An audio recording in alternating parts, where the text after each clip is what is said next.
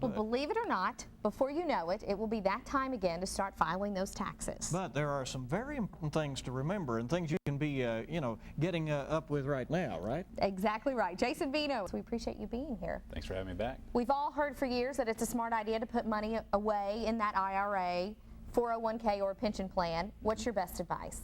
Well, people need to be careful. Everybody knows that you put into an IRA or a 401k, and you're not taxed on that until you finally start pulling that out as income, which usually is in retirement.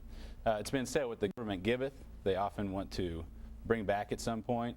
So there's two things people need to watch out for. When you reach the age of 70 and a half, the government requires you to pull out a minimum amount out of that IRA, and if you don't pull out that amount every year, they will penalize you 50% on the amount that needs to come out. The second thing, which is a bigger event, is at death. If you pass on your IRA to your children, they receive that full value over a short period of time, and they could technically pay up to 40% or more in taxes. So what do you do if you, to try to avoid that situation? Well, you really want to plan ahead. One of the tools that we use is called a multi-generational IRA, nicknamed a stretch IRA.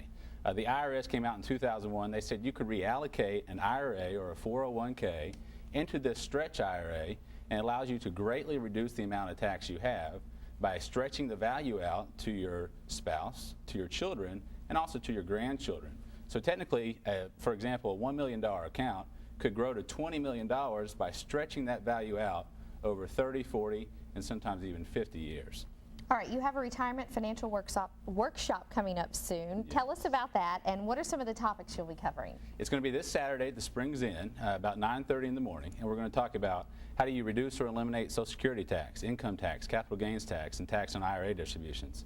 How do you increase the return on your investments and your savings, and how you avoid any stock market risk, and a few other things as well that people will be very interested in. 9:30 at the Springs There you Inn. go. Thanks for Jason being here, Vino, Jason. good Thank to you have for having me. Appreciate You it. make it sound so easy. I know it's a lot more difficult.